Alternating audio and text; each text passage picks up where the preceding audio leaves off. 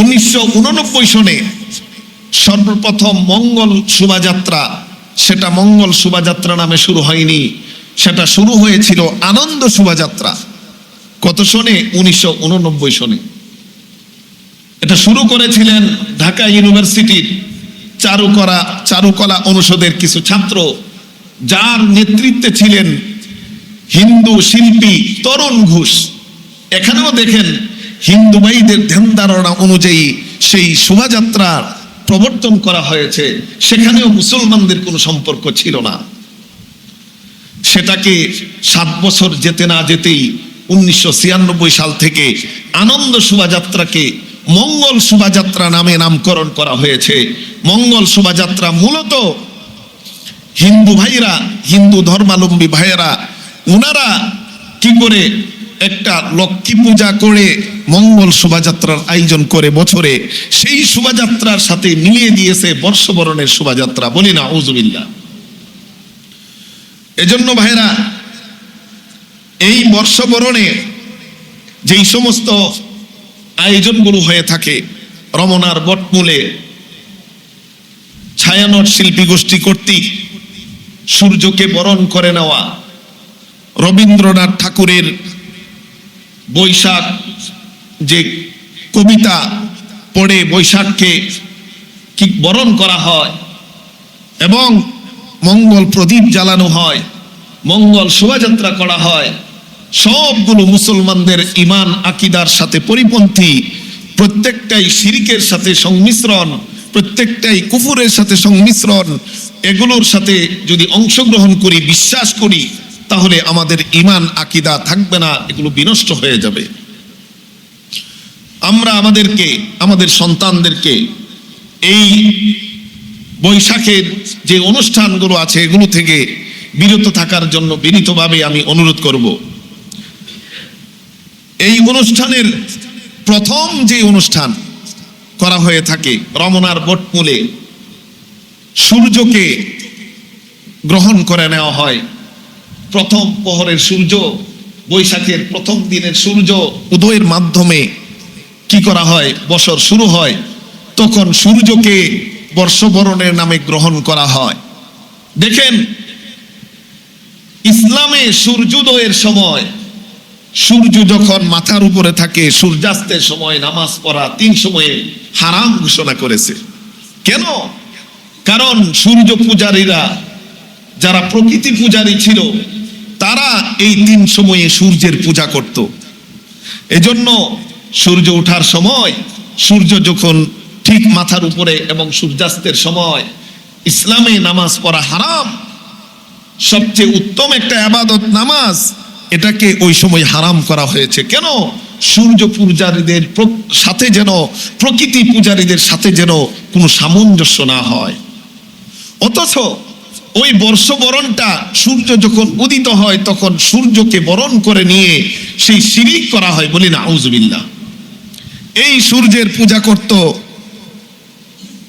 জাহিলি যুগে করা হতো।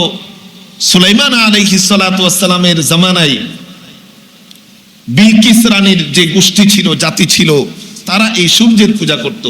সূরাতুন নামলের 24 নম্বর আয়াতে স্পষ্ট আল্লাহ তাআলা বলে দিয়েছেন, ওয়াজাদতুহা ওয়া কওমাহা ইয়াসজুদুনা লিশ-শামসি মিন দুনিল্লাহ فزين لهم الشيطان أعمالهم فصدهم عن السبيل وهم لا يهتدون।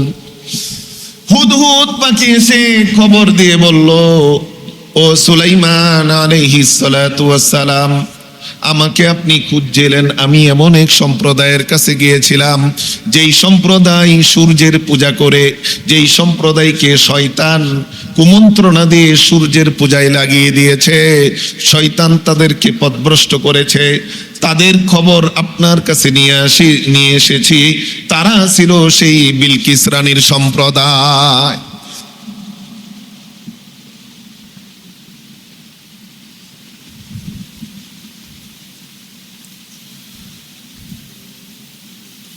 السلام عليكم ورحمة الله وبركاته.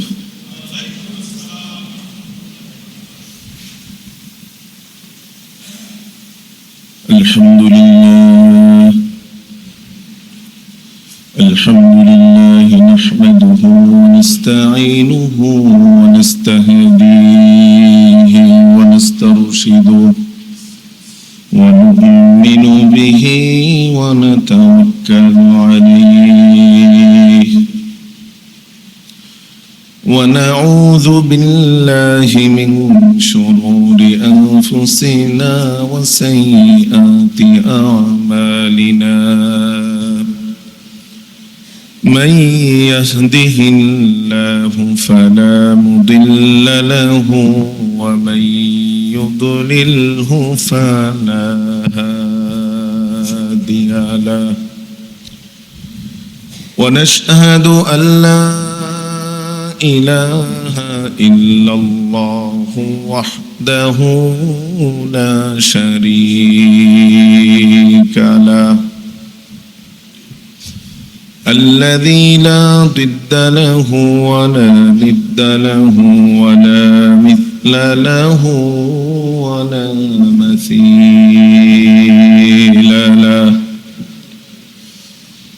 ونشهد أن سيدنا وسندنا وحبيبنا وحبيب ربنا وطبيب قلوبنا ومولانا محمدا عبده ورسوله. সকলে একটু প্রাণ খুলে রাসূলে আরবির প্রতি দরুদ পড়ি। আল্লাহুম্মা সাল্লি আলা মুহাম্মাদিন ওয়া আলা আলি মুহাম্মাদ কামা সাল্লাইতা আলা ইব্রাহিম ওয়া আলা আলি ইব্রাহিম إنك حميد مجيد. اللهم بارك على محمد وعلى آل محمد كما باركت على إبراهيم وعلى آل إبراهيم إنك حميد مجيد. اللهم صل وسلم وبارك عليه. قال الله تبارك وتعالى في كلامه المجيد بعد أعوذ بالله من الشيطان الرجيم. بسم الله الرحمن الرحيم. وإن يمسسك الله بضر فلا كاشف له إلا هو وإن يردك بخير فلا راد لفضله يصيب به من يشاء من عباده وهو الغفور الرحيم. صدق الله مولانا العظيم وصدق رسوله النبي الكريم ونحن على ذلك من الشاهدين والشاكرين والحمد لله رب العالمين. একটু জিকির করি লা ইলাহা ইল্লাল্লাহ, লা ইলাহা ইল্লাল্লাহ, লা ইলাহা ইল্লাল্লাহ, লা ইলাহা ইল্লাল্লাহ, লা ইলাহা ইল্লাল্লাহ, লা ইলাহা ইল্লাল্লাহ, লা ইলাহা ইল্লাল্লাহ, হাসবি রব্বি জাল্লাল্লাহ, মা ফি কলবি গায়রুল্লাহ, নূর মুহাম্মদ সাল্লাল্লাহ, লা ইলাহা ইল্লাল্লাহ, লা ইলাহা ইল্লাল্লাহ, লা ইলাহা ইল্লাল্লাহ, লা ইলাহা ইল্লাল্লাহ, লা ইলাহা ইল্লাল্লাহ, মুহাম্মাদুর রাসূলুল্লাহ সাল্লাল্লাহু আলাইহি ওয়াসাল্লাম। উপস্থিত সম্মানিত মুসল্লিয়ানি কিরাম, মুরব্বিয়ানি আযম, মহান রব্বুল আলামিনের দরবারে অসংখ্য গণিত শুকরিয়ার কৃতজ্ঞতা জ্ঞাপন করছি, যেই মহান রব্বুল আলামিন আমাদেরকে বড়ই মেহেরবানি করে দয়া করে পৃথিবীর সর্বোৎকৃষ্ট স্থানে আশার ধৈর্য সহকারে বসার, কুরআন ও হাদিসের আলোচনা শোনার, নামাজের জন্য অপেক্ষা করে সমপরিমাণ সওয়াব অর্জন করার তৌফিকটুকু দান করেছেন।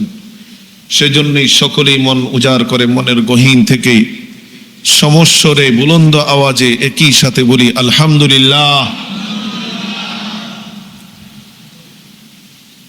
সম্মানিত হাজিরিন, আমরা জানি বর্তমানে আমরা আজকে চৈত্র মাসের বাংলা নববর্ষপঞ্জি অনুযায়ী 27 তারিখে অবস্থান করছি। আর 3 দিন পরে আমাদের মাঝে আসবে নতুন একটি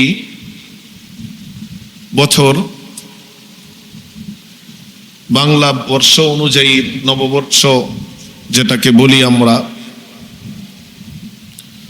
তো আমরা সকলেই জানি যে খ্রিস্টাব্দ, যে ইংরেজি বর্ষ যেটাকে বলা হয়,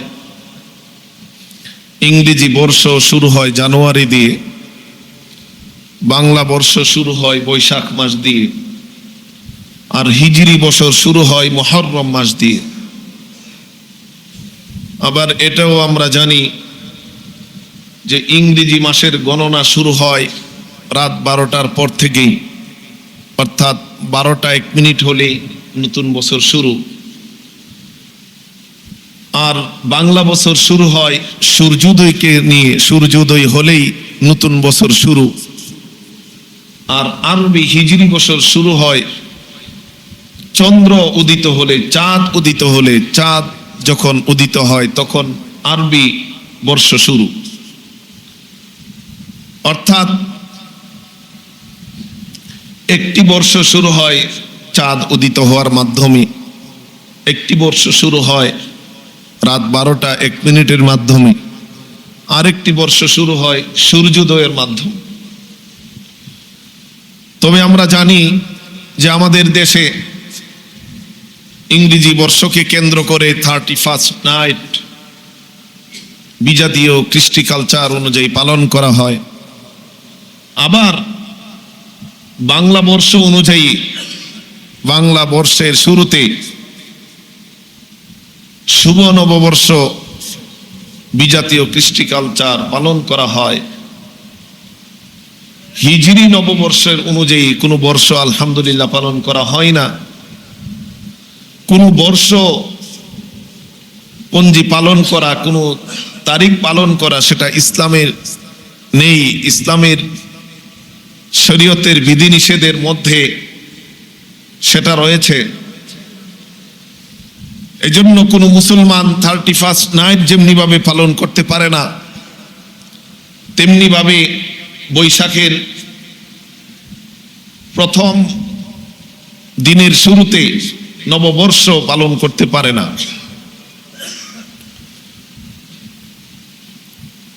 এই ব্যাপারে ছোট্ট একটি ঘটনা বলি।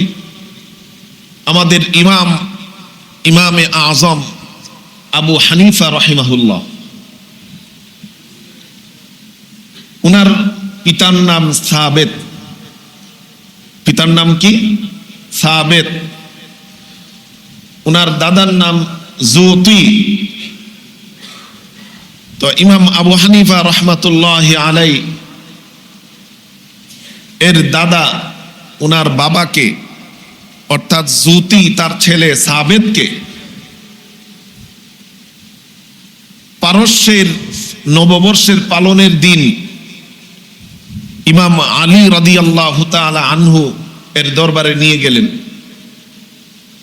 নিয়ে গিয়ে হযরত আলী কাররামাল্লাহু ওয়াজহুহু উনার সামনে কিছু হাদিয়া দিলেন। বললেন, আজকে নববর্ষের দিন, এই যে আমার সন্তান, এর জন্য একটু দোয়া করে দেন, আপনাকে একটু হাদিয়া দিলাম।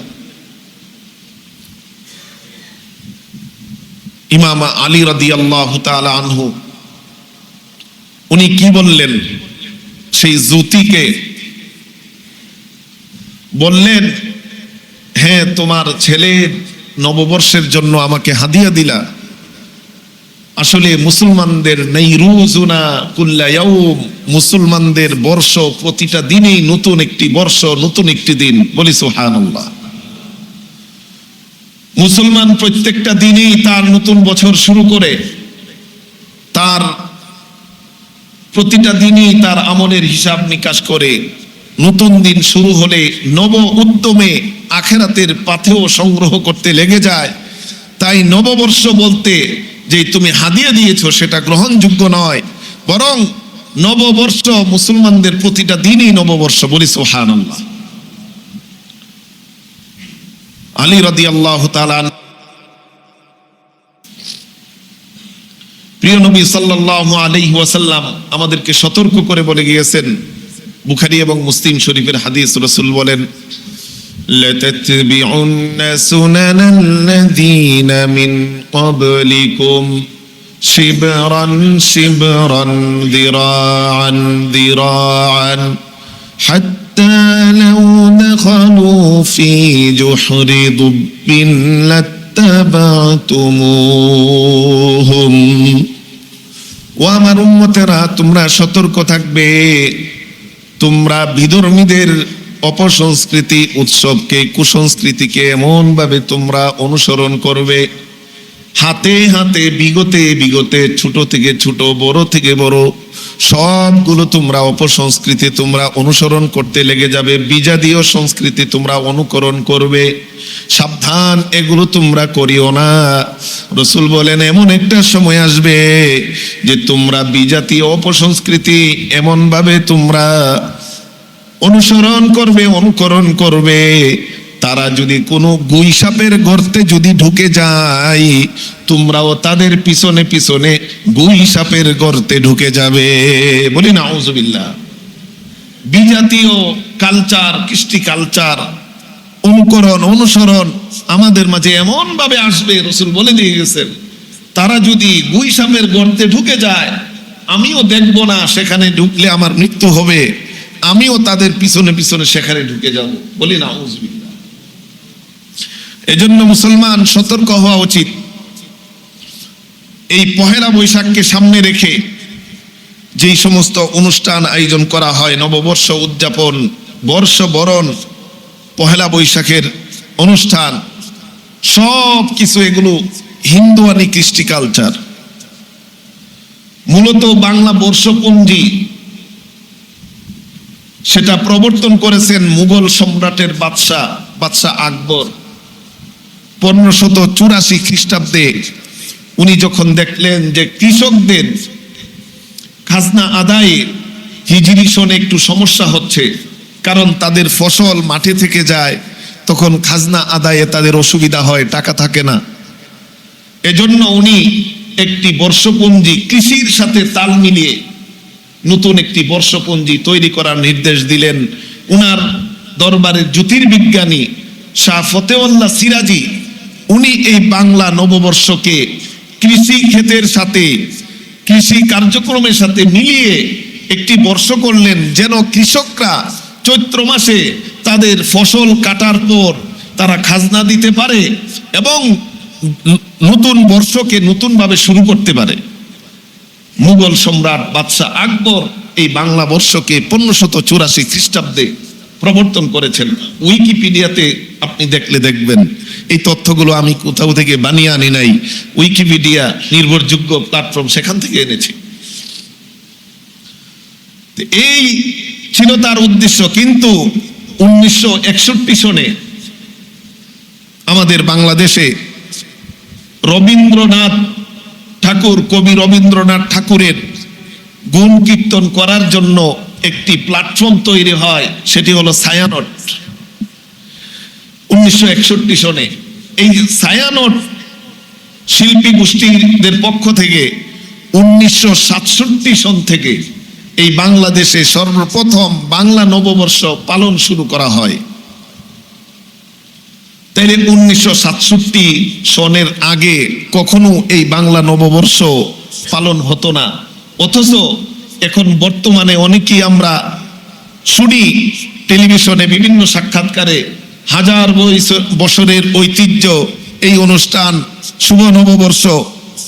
1967 আগে তো কখনো এটা পালনই হয় নাই, হাজার বছরের ঐতিহ্য কোত্থেকে হলো?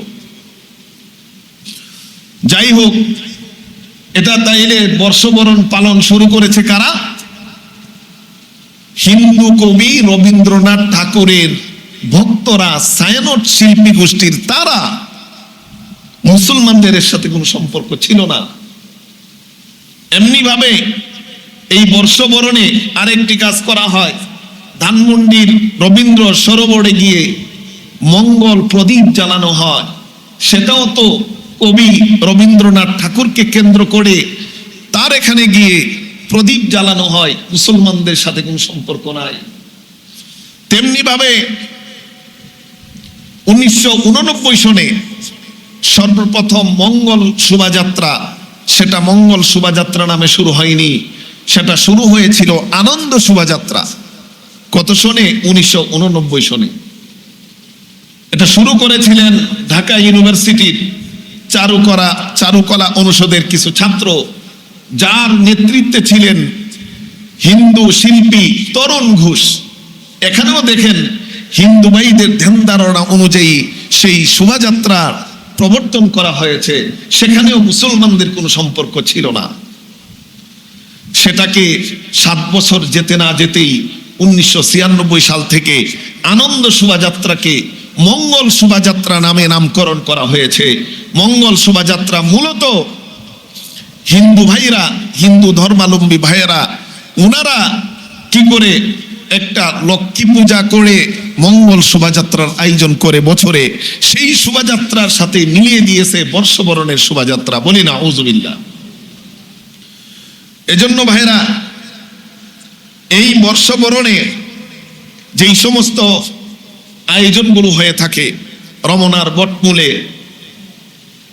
ছায়ানট শিল্পী গোষ্ঠী কর্তৃক সূর্যকে বরণ করে নেওয়া, রবীন্দ্রনাথ ঠাকুরের বৈশাখ যে কবিতা পড়ে বৈশাখকে কি বরণ করা হয় এবং মঙ্গল প্রদীপ জ্বালানো হয়, মঙ্গল শোভাযাত্রা করা হয়, সবগুলো মুসলমানদের ঈমান আকীদার সাথে পরিপন্থী। প্রত্যেকটাই শিরকের সাথে সংমিশ্রণ, প্রত্যেকটাই কুফুরের সাথে সংমিশ্রণ। এগুলোর সাথে যদি অংশগ্রহণ করি, বিশ্বাস করি, তাহলে আমাদের ঈমান আকীদা থাকবে না, এগুলো বিনষ্ট হয়ে যাবে। আমরা আমাদেরকে, আমাদের সন্তানদেরকে এই বৈশাখের যে অনুষ্ঠানগুলো আছে এগুলো থেকে বিরত থাকার জন্য বিনীতভাবে আমি অনুরোধ করব। এই অনুষ্ঠানের প্রথম যে অনুষ্ঠান করা হয়ে থাকে রমনার বটমূলে, সূর্যকে গ্রহণ করে নেওয়া হয়। প্রথম প্রহরের সূর্য, বৈশাখের প্রথম দিনের সূর্য উদয়ের মাধ্যমে কি করা হয়, বছর শুরু হয়, তখন সূর্যকে বর্ষবরণের নামে গ্রহণ করা হয়। দেখেন, ইসলামে সূর্যোদয়ের সময়, সূর্য যখন মাথার উপরে থাকে, সূর্যাস্তের সময় নামাজ পড়া 3 সময়ে হারাম ঘোষণা করেছে। কেন? কারণ সূর্য পূজারীরা, যারা প্রকৃতি পূজারী ছিল, তারা এই 3 সময়ে সূর্যের পূজা করত। এজন্য সূর্য ওঠার সময়, সূর্য যখন ঠিক মাথার উপরে এবং সূর্যাস্তের সময় ইসলামে নামাজ পড়া হারাম। সবচেয়ে উত্তম একটা ইবাদত নামাজ, এটাকে ওই সময় হারাম করা হয়েছে। কেন? সূর্য পূজারীদের সাথে যেন, প্রকৃতি পূজারীদের সাথে যেন কোনো সামঞ্জস্য না হয়। অথচ ওই বর্ষবরণটা সূর্য যখন উদিত হয়, তখন সূর্যকে বরণ করে নিয়ে সেই শিরিক করা হয়, বলি না আউযুবিল্লাহ। এই সূর্যের পূজা করত, জাহিলি যুগে করা হতো। সুলাইমান আলাইহিস সালাতু ওয়াস সালামের জামানায় বিলকিস রানীর যে গোষ্ঠী ছিল, জাতি ছিল, তারা এই সূর্যের পূজা করত। সূরাতুন নামলের 24 নম্বর আয়াতে স্পষ্ট আল্লাহ তাআলা বলে দিয়েছেন, ওয়াজাদতুহা ওয়া কওমাহা ইয়াসজুদুনা লিশ-শামসি মিন দুনিল্লাহ فزين لهم الشيطان أعمالهم فصدهم عن السبيل وهم لا يهتدون। হুদহুদ পাখি এসে খবর দিয়ে বলল, ও সুলাইমান আলাইহিস সালাতু ওয়াস সালাম, আমাকে আপনি খুঁজছিলেন। আমি এমন এক সম্প্রদায়ের কাছে গিয়েছিলাম, যেই সম্প্রদায় সূর্যের পূজা করে, যেই সম্প্রদায়কে শয়তান কুমন্ত্রণা দিয়ে সূর্যের পূজায় লাগিয়ে দিয়েছে, শয়তান তাদেরকে পথভ্রষ্ট করেছে। তাদের খবর আপনার কাছে নিয়ে এসেছি। তারা ছিল সেই বিলকিস রানীর সম্প্রদায়। তো কোরআনের এই আয়াতের মাধ্যমে আমরা বুঝতে পারলাম যে এই সূর্যের পূজা আগে থেকে ছিল। বর্তমানে বৈশাখ বরণের নামে শিল্পী ছায়ানট গোষ্ঠী, এরা সূর্যকে বরণ করে নেওয়ার নামে তারা সূর্যের পূজাকে এই দেশে চালু করতে চায়, বলি না আউযুবিল্লাহ। এবং সেই বর্ষবরণে সূর্যকে বরণ করে নেওয়ার পর তারা কবি রবীন্দ্রনাথ ঠাকুরের একটি কবিতা, বৈশাখের কবিতা তারা পাঠ করে থাকে। যেই কবিতার প্রত্যেকটি লাইন মুসলমানদের ঈমান আকীদার সাথে সাংঘর্ষিক, অসামঞ্জস্যপূর্ণ। এর একটি লাইন আছে, মুছে যাক গ্লানি গুচে যাক ঝড়া, অগ্নি স্নানে সূচি হোক ধরা। মুছে যাক গ্লানি, তারা তখন বলে যে সকল ধরনের পাপ, পঙ্কিলতা, কলঙ্ক যেন মুছে যায়।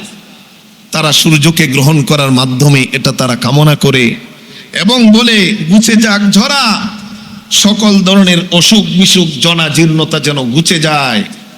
এবং বলে অগ্নি স্নানে, অর্থাৎ আগুনের গোসলে এই পৃথিবী হোক পবিত্র, বলি না আউযুবিল্লাহ। এটা তো হিন্দু ভাইদের ধর্ম বিশ্বাস যে অগ্নি দিয়ে, আগুন দিয়ে যদি তারা গোসল করে তারা পবিত্র হয়ে যায়। যেমনি ভাবে আমরা দেখি কোনো হিন্দু ভাই যখন মৃত্যুবরণ করে তাকে আগুনে জ্বালিয়ে দেওয়া হয়, ওনারা মনে করে যে আগুনে জ্বালিয়ে দিলে তারা পবিত্র হয়ে তারা আখিরাতে চলে যাবে, বলি না আউযুবিল্লাহ। এটা হিন্দু ভাইদের ধর্ম বিশ্বাস অনুযায়ী তারা এটা পালন করে থাকে। এই বৈশাখ কবিতা বলে থাকে, সেখানে যদি কোনো মুসলমান অংশগ্রহণ করে, এই কবিতা যদি পাঠ করে, সে শিরকে অংশগ্রহণ করলো, তার ঈমানকে বিধ্বংস করে দিল, বলি না আউযুবিল্লাহ। কারণ অগ্নি স্নানে সূচি ধরা পবিত্র হতে পারে না, এই পৃথিবী পবিত্র হতে পারে না। কারণ আগুন কি আল্লাহর একটা সৃষ্টি, আগুনকে আল্লাহ তাআলা কোথাও পবিত্রতার মাধ্যম হিসেবে দেয় নাই, দিয়েছে পানিকে, দিয়েছে মাটিকে। পানি দিয়ে উজু করলে, গোসল করলে পবিত্র হওয়া যায়, মাটি দ্বারা তায়াম্মুম করলে পবিত্র হওয়া যায়, কিন্তু আগুন দিয়ে কোনো পবিত্রতা অর্জন করা যায় না। কিন্তু হিন্দু ধর্মাবলম্বী ভাইদের বিশ্বাস হলো যে আগুন দিয়ে গোসল করলে কি হওয়া যায়, পবিত্র হওয়া যায়। যেটা বৈশাখের শুরুতে এই কবিতা পাঠ করে সেটা জানান দেওয়া হয় সেটাতে যদি কোনো মুসলমান বিশ্বাস করে অংশগ্রহণ করে, তার ঈমান আকীদা বিধ্বংস হয়ে যাবে, তার আমল বিধ্বংস হয়ে যাবে। বলি না আউযুবিল্লাহ। এটা শিরিক হবে। আল্লাহ তাআলা বলেন কোরআনে সূরাতুল মাইদা, ইন্নাহু মান ইউশরিক বিল্লাহি ফাকাদ হারামাল্লাহু আলাইহিল জান্নাতা ওয়া মাওয়াহুন নার।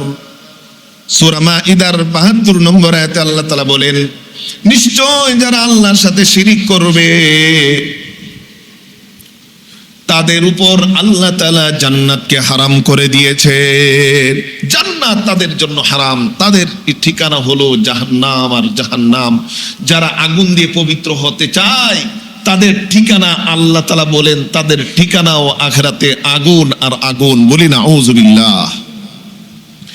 এজন্য কবি রবীন্দ্রনাথ ঠাকুর ওনার ধর্ম বিশ্বাস অনুযায়ী উনি সেই কবিতা লিখেছেন। উনি সেই কবিতায় রুদ্র বৈশাখের কাছে অনেক কিছু চেয়েছেন। আমি মুসলমান হিসেবে সেই কবিতা পাঠ করে কিছু চেতে পারি না। আমি সেই প্রকৃতি পূজা করে, সূর্যের পূজা করে কোনো কল্যাণ কামনা করতে পারি না। করলে আমার শিরিক হবে, আমার ঈমান বিধ্বংস হবে। ২ নম্বর যেই আয়োজনটা করা হয়, মঙ্গল প্রদীপ জ্বালানো হয় ধানমন্ডির রবীন্দ্র সরোবরে গিয়ে। এই মঙ্গল প্রদীপ নামে বাতি জ্বালিয়ে কোনো মঙ্গল কামনা করা, সেটা ইসলামে এর সাথে কোনো সম্পর্ক নেই। যদি এটা করে সেটাও সে শিরিক করবে। বলি না আউযুবিল্লাহ। ৩ নম্বর আরেকটি যেই বড় ধরনের পাপ কাজ করা হয় সেটা হলো মঙ্গল শোভাযাত্রা। সেই মঙ্গল শোভাযাত্রা 1989 সালে শুরু হয়।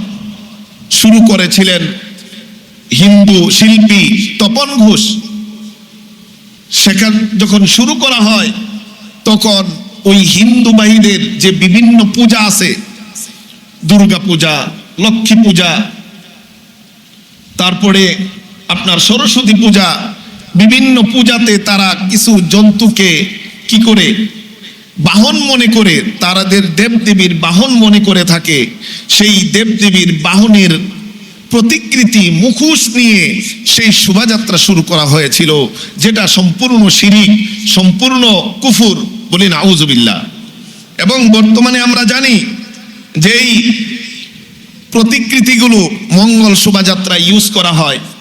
সিংহ, হিন্দু ধর্মের বিশ্বাস অনুযায়ী সিংহ হলো দুর্গা দেবীর বাহন, ঈগল হলো বিষ্ণুর বাহন, ইঁদুর হলো গণেশ দেবতার বাহন, খেপা ষাঁড় হলো শিবের বাহন, ময়ূর হলো কার্তিকের বাহন, পেঁচা হলো মঙ্গলের প্রতীক এবং লক্ষ্মী দেবীর বাহন। বলি না আউযুবিল্লাহ। এটা তাদের ধর্ম বিশ্বাস অনুযায়ী এটা কি তারা মনে করে। কিন্তু সেখানে যদি বলা হয় যে পেঁচার উপরে বহন করে লক্ষ্মী দেবী কল্যাণ নিয়ে আসবে, এটা সম্পূর্ণ শিরিক এবং কুফর। বলি না আউযুবিল্লাহ। যেটা মঙ্গল শোভাযাত্রায় এই সমস্ত মুখোশ, সিংহের মুখোশ, বাঘের মুখোশ এবং ঈগলের মুখোশ, খেপা ষাঁড়ের মুখোশ, পেঁচার মুখোশ নিয়ে কি করা হয়, ওই মঙ্গল শোভাযাত্রা করা হয়। ওই মঙ্গল শোভাযাত্রা এগুলোতে যদি কোনো মুসলমান বিশ্বাস করে এগুলোতে অংশগ্রহণ করে, তার ঈমান বিনষ্ট হবে, তার সারা জীবনের আমল বিনষ্ট হয়ে যাবে। বলি না আউযুবিল্লাহ। কারণ এই সমস্ত বাহন, এই মুখোশ, এই প্রতিকৃতি কোনো কি রাখে না, কোনো মঙ্গল, কোনো কল্যাণের ক্ষমতা রাখে না। আল্লাহ তাআলা কোরআনে কারিমে বলে দিয়েছেন, সূরাতুল মাইদার ৭৬ নম্বর আয়াতে আল্লাহ তাআলা বলেন, উল আতা'বুদুনা মিন দুনিল্লাহি মা লা ইয়ানফাউকুম শাইআন ওয়া লা ইয়াদুররুকুম।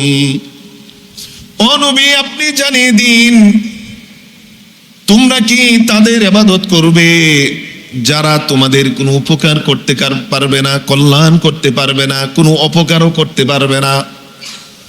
তাই এই সমস্ত দেবদেবী, এদের বাহনের যে মুখোশ আছে, এগুলো কোনো কল্যাণ বয়ে আনতে পারবে না। মঙ্গল শোভাযাত্রায় যেখানে গত বছরের সকল ধরনের পঙ্কিলতা দূর করে নতুন কল্যাণ আর মঙ্গল নিয়ে আসার কথা বলে মঙ্গল শোভাযাত্রা করা হয়। সেই মঙ্গল শোভাযাত্রায় এই সমস্ত বাহন প্রতিকৃতি কোনো মঙ্গল বয়ে আনতে পারবে না। আল্লাহ তাআলা বলেছেন মঙ্গল বয়ে আনতে পারবে না।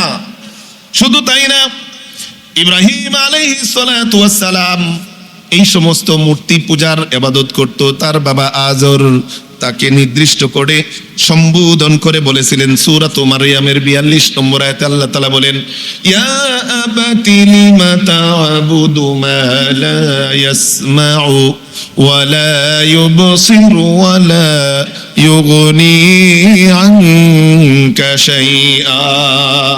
ও আমার পিতা, আপনি কেন এমন দেবদেবীর পূজা করেন যারা শুনতে পায় না, যারা দেখতে পায় না, যারা কোনো কল্যাণ করতে পারে না, যারা আপনার থেকে কোনো ধরনের অকল্যাণকে ফিরিয়ে দিতে পারে না।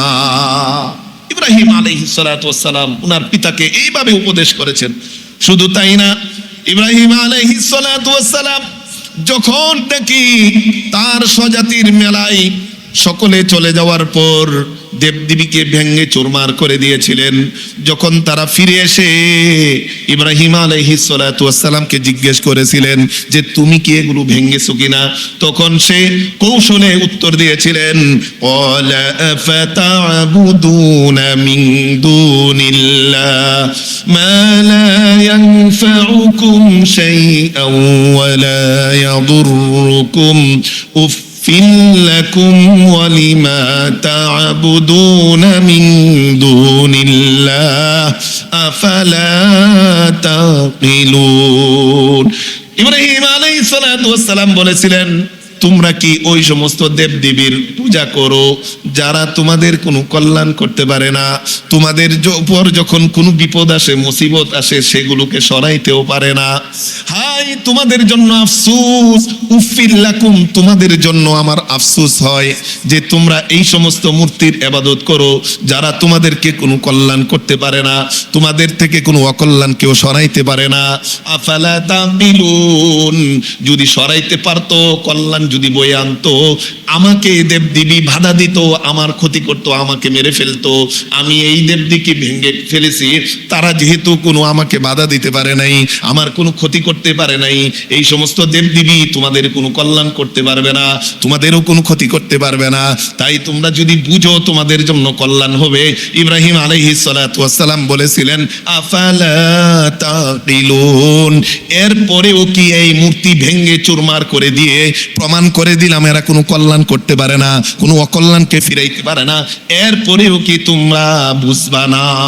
এরপরেও কি তোমাদের বুঝে আসবে না? কিভাবে সুন্দর করে জাতিকে উপদেশ দিয়ে দিলেন। তাই আমি আপনাদেরকে বলতে চাই, যুবক ভাইদেরকে বলতে চাই, এই সমস্ত মঙ্গল শোভাযাত্রা আমাদের জন্য কোনো কল্যাণ বয়ে আনতে পারবে না। তারপরেও কি আমরা বুঝবো না? তারপরেও কি এগুলোতে অংশগ্রহণ করব?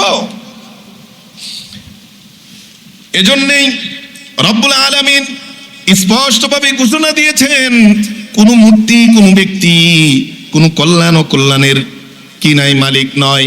রব্বুল আলামিন সূরাত ইউনূসের 107 নম্বর আয়াতে বলেছেন, ওয়া ইয়ামসাসকাল্লাহু বিদুররিন ফালা কাশিফা লাহু ইল্লা হু ওয়া ইয়ামসাসকা বিখাইরিন ফালা রাদ্দা লিফাদলিহি। ও মানুষ, জেনে রাখো, যদি তোমাকে কোনো অকল্যাণ যদি তোমাকে পেয়ে বসে, কোনো বিপদ আপদ বালা মুসিবত যদি পেয়ে বসে, তাইলে এই দুনিয়ার কোনো ব্যক্তির কোনো শক্তির ক্ষমতা নাই যেগুলো এগুলোকে অপসারণ করবে, তোমার থেকে এগুলোকে দূরে দিবে, দূর করে দিবে। একমাত্র যদি এই বিপদ থেকে বাঁচাতে পারে, এই বিপদ দূর করে দিতে পারে, অপসারণ করে দিতে পারে, তিনি কে? তিনি হলেন একমাত্র আল্লাহ। আল্লাহ বলেন, আর কেউ পারবে না, আমি পারবো। ওয়া ইয়ামসাসকা বিখাইরিন ফালা রাদ্দা লিফাদলি। জেনে রাখো, যদি কোনো কল্যাণ যদি তোমাকে আমি দিতে চাই, তাহলে এই পৃথিবীর কোনো মানুষ তোমাকে ওই কল্যাণ থেকে বঞ্চিত রাখতে পারবে না। তোমাকে এই কল্যাণ আমি দিবই দিব। কোনো মানুষের ষড়যন্ত্র তুমি এই নিয়ামত থেকে বঞ্চিত হবা না। বলি আল্লাহু আকবার। শুধু তাই না রব্বুল আলামিন আমাদের প্রিয় নবী সাল্লাল্লাহু আলাইহি ওয়াসাল্লামকে ঘোষণা দিতে বলেন সূরাতুল আরাফের 188 নম্বর আয়াত। নবীকে বলেন, ও নবী আপনি ঘোষণা দেন। কিসের ঘোষণা? বলেন উল্লা আমলিকু লাকুম উল্লা আমলিকু লিনাফসি নাফআ ওয়ালা দাররান ইল্লা মা শাআল্লাহ। ও নবী আপনি হলেন আমার শ্রেষ্ঠ নবী, মহামানব, সেরা মানব। আপনি হলেন আমার সৃষ্টিগুলোর মধ্যে সবচেয়ে প্রিয় হাবিব। আপনার আমার পরে যার স্থান আপনি নবীর। আপনি নবী বলে দিন আমি নিজেকে নিজের জন্য আমি নিজের কোনো কল্যাণ করতে পারি না, আমি নিজের কোনো ক্ষতি করতে পারি না। আল্লাহ আমার জন্য যেই কল্যাণ রাখে সেটাই হয়, আল্লাহ আমার জন্য যেই ক্ষতি বিপদ রাখে সেটাই হয়। এই ঘোষণাটা আপনি আপনার উম্মতকে জানাইয়া দিন। বলি সুবহানাল্লাহ। নবীকে আল্লাহ বলে দিতে বলেছেন যে আপনি নিজেও কারো কল্যাণ করতে পারবেন না, আমি যেটা আল্লাহ চাই সেটাই হবে। এই ঘোষণাটা আপনি দিয়ে দিন। রসুল নিজে যদি কারো কল্যাণ যদি আল্লাহর ইচ্ছা ছাড়া না করতে পারে, এই বাহন, এই দুর্গার বাহন, এই দেবীর বাহন, লক্ষ্মীর বাহন, এই পেঁচার প্রতিকৃতি, এই সিংহের প্রতিকৃতি, মুখোশ, এগুলো কি আমাদের জীবনে কোনো কল্যাণ বয়ে আনতে পারবে? পারবে না, প্রশ্নই আসে না। এজন্যই প্রিয় নবী সাল্লাল্লাহু আলাইহি ওয়াসাল্লাম আব্দুল্লাহ ইবনে আব্বাস রাদিয়াল্লাহু তাআলা আনহুকে স্পষ্টভাবে বলেন, ও গোলাম, তিরমিজি শরীফের 7957 নম্বর হাদিস, ওয়া আলাম আন্নাল উম্মাতা লাউ ইজতামাআত আলা আন ইয়ানফাউকা বিশাইইন লাম ইয়ানফাউকা বিশাইইন ইল্লা ক্বাদ কাতাবাহু আল্লাহু লাক। ও গোলাম, ইবনে আব্বাস যখন ছোট বলেন, ও গোলাম জেনে রাখো একটি কথা, সারা দুনিয়ার সকল মানুষ, সকল জিন, সকল প্রাণী সবাই মিলে যদি তোমার কোনো ক্ষতি করতে চায়, আল্লাহ যদি কেউ কোনো ক্ষতি না করতে চায়, সকল মানুষ মিলেও তোমার বিন্দু মাত্র ক্ষতি করতে পারবে না। এবং বলেন ওয়ালাম আন্নাল উম্মাতা ওয়ালাউ ইজতামাউ আলা আন ইয়ানফাউকা বিশাইইন লাম ইয়ানফাউকা বিশাইইন ইল্লা ক্বাদ কাতাবাহু আল্লাহু আলাইক। সবাই মিলে যদি তোমার কোনো কল্যাণ করতে চায়, এতটুকু কল্যাণ করতে পারবে না। আল্লাহ যতটুকু কল্যাণ চাই ততটুকুই তোমার জন্য হবে। বলি সুবহানাল্লাহ। এজন্যই তো উমর ইবনুল খাত্তাব রাদিয়াল্লাহু তাআলা আনহু জান্নাতি পাথরে চুমা খেতেন। হাজরে আসওয়াদে চুমা খাওয়ার সময় উনি বলতেন, বুখারী শরীফের 1597 হাদিস, বুখারী শরীফের 1597 নম্বর হাদিসে আসছে, উমর ইবনুল খাত্তাব রাদিয়াল্লাহু তাআলা আনহু যখন হাজরে আসওয়াদ, যেটা জান্নাতি পাথর, সেই জান্নাতি পাথরে চুমু রাসূল খেয়েছেন। এজন্য উমর ইবনুল খাত্তাব রাদিয়াল্লাহু তাআলা আনহু এই জান্নাতি পাথর হাজরে আসওয়াদে চুমু খেতেন। চুমু খাওয়ার সময় বলতেন, ও হাজরে আসওয়াদ আলামু আন্নাকা হাজারুন, আমি জানি তুমি একটা পাথর, লা তাদুররু ওয়া লা তানফা, তুমি পাথর কারো উপকার করতে পারো না, কারো কোনো ক্ষতি করতে পারো না। ওয়ালাউলা রাআইতুন নাবিয়্যা সাল্লাল্লাহু আলাইহি ওয়াসাল্লাম ক্বাব্বালাকা মা ক্বাব্বালতুকা, আমি যদি রাসূলকে না দেখতাম যে তোমাকে চুমু করেছে, আমি কোনোদিনই তুমি হাজরে আসওয়াদকে চুমু খেতাম না। বলি আল্লাহু আকবার। মানে রাসূল চুমু খেয়েছেন এজন্য আমি তোমাকে চুমু খাই, কারণ রাসূলের আদর্শ অনুসরণ করি। আমি এটা বিশ্বাস করি না যে তোমার মধ্যে কোনো কল্যাণ এবং ক্ষতি আছে, তুমি কোনো কাউকে কল্যাণ দিতে পারবা, ক্ষতি দিতে পারবা, সেজন্য আমি তোমাকে চুমু খাই না। চুমু খাই এজন্যই যে রাসূল তোমাকে চুমু খেয়েছে, রাসূলের আদর্শ অনুসরণে তোমাকে চুমু খাই। বলি সুবহানাল্লাহ। এজন্যই ইসলামে শুভ লক্ষণ কুলক্ষণ বলতে কিছু নাই। শুভ এবং কু সব কার থেকে আসে? রব্বুল আলামিনের পক্ষ থেকে আসে। রাসূল হাদিসে বলে দিয়েছেন, আব্দুল্লাহ ইবনে মাসউদ রাদিয়াল্লাহু তাআলা আনহু থেকে বর্ণিত হাদিস 3900 আবু দাউদ শরীফের 3910 নম্বর হাদিস, রাসূল বলেন, আত-তিয়ারাতু শিরকুন, কুলক্ষণ মনে করা, কোনো কিছুকে কুলক্ষণ মনে করা এটা শিরিক, আল্লাহর সাথে শিরিক। কারণ কুলক্ষণ শুভ লক্ষণ কার থেকে আসে? রব্বুল আলামিনের পক্ষ থেকে আসে। আরেক হাদিসে আবু দাউদের 3911 নম্বর হাদিসে রাসূল বলেন, লা আদওয়া ওয়ালা তিয়ারাতা ওয়ালা সাফারা ওয়ালা হামাতা, যে ইসলামে কোনো সংক্রমক বলতে কিছু নাই, ইসলামে অশুভ লক্ষণ কুলক্ষণ বলতে কিছু নাই। যারা এটা বিশ্বাস করবে তারা শিরিক করবে। বলি না আউযুবিল্লাহ। এজন্য সকল ভাইদেরকে, যুবক ভাইদেরকে আমি উদাত্ত আহ্বান জানাবো, আগামী এই বর্ষবরণ যেটা আছে, বাংলা শুভ নববর্ষ মঙ্গলবারে যেটা আসতেছে, সেটাতে আমরা বিজাতীয় কৃষ্টি কালচার অনুকরণ করে কোনো ধরনের সেই রমনার ছায়ামূলে বটমূলে ছায়ানটের যেই অনুষ্ঠান সেটাতে অংশগ্রহণ করব না, মঙ্গল শোভাযাত্রায় অংশগ্রহণ করব না, প্রদীপ যেই মঙ্গল প্রদীপ জ্বালানো হয় সেখানে অংশগ্রহণ করব না, এবং বিজাতীয় কৃষ্টি কালচার হিসেবে যেই বিশেষ পোশাক পরা হয় লাল এবং সাদা সেটাও পরব না। কারণ এগুলো যদি করি তাহলে আমি হিন্দুদের অনুসরণ করলাম, তাদের কালচার কৃষ্টি অনুসরণ করলাম। শুধু তাই না, পান্তা ইলিশ সেটাও তাদের কৃষ্টি কালচার, সেটাও আমার অনুসরণ করার কোনো প্রয়োজন নাই। কারণ আল্লাহ তাআলা আমাকে যে নিয়ামত দিয়েছে, ইসলামের নিয়ামত, সেই আকীদার নিয়ামত, সেই ঈমানের নিয়ামত, দৌলত, সেটাকে আমি আঁকড়ে ধরে রাখার চেষ্টা করব তো ইনশাআল্লাহ। আল্লাহ তাআলা আমাদের সকলকে এই বিষয়ে সঠিক বুঝ দান করুক এবং এই সমস্ত বিজাতীয় কৃষ্টি কালচার থেকে দূরে থাকার তৌফিক দান করুক। কারণ এর মধ্যে যেমনি ভাবে বিজাতীয় কৃষ্টি কালচার আছে, এমনি ভাবে নারী পুরুষের অবাধ মেলামেশা, সেটা আমরা আমাদের সন্তানদেরকে বিরত রাখবো। কারণ এর মাধ্যমে ফাহেসা ছড়িয়ে দেওয়া হয়। এমন অনেক যুবক আছে যে তারা তাদের বিভিন্ন গার্লফ্রেন্ডদেরকে নিয়ে ঘোরার জন্য এই দিনের অপেক্ষা করে সেই ফাহেসা ছড়িয়ে দেয়, নিজে ফাহেসা কাজে জড়িত হয়, জিনার কাজে জড়িত হয়। সেগুলো থেকে আমার সমাজকে, যুবকদেরকে, এই আমার সন্তানদেরকে রক্ষা করা আমাদের জন্য জরুরি। তাই সতর্ক থাকবো এই জাতীয় কোনো গুনাহ যেন আমরা না করি। কারণ সেগুলোর মধ্যে আল্লাহ তাআলার গজব পতিত হবে। আল্লাহর গজবে যদি আমি পতিত হয়, না জানি ধ্বংস হয়ে যায়। এই সময় তো এই যুবকদের এই বয়সে তো মুসআব ইবনে উমাইর রাদিয়াল্লাহু তাআলা আনহু যুদ্ধের ময়দানে শাহাদাতের জন্য গিয়েছেন। আর আমরা সেই বিজাতীয় কৃষ্টি কালচারে অংশগ্রহণ করতে আমরা কি ব্যস্ত হয়ে গেছি। আল্লাহ তাআলা আমাদেরকে সঠিক বুঝদান করুক। এই সমস্ত বিজাতীয় কৃষ্টি কালচার, পহেলা বৈশাখ উদযাপন, বর্ষবরণ উদযাপন, নববর্ষ উদযাপন, মঙ্গল শোভাযাত্রায় অংশগ্রহণ, রমনার বটমূলে সেই অনুষ্ঠানে অংশগ্রহণ থেকে বিরত থাকার তৌফিক দান করুন। ওয়া আখির দাওয়ানা আলহামদুলিল্লাহ। জি, আমাদের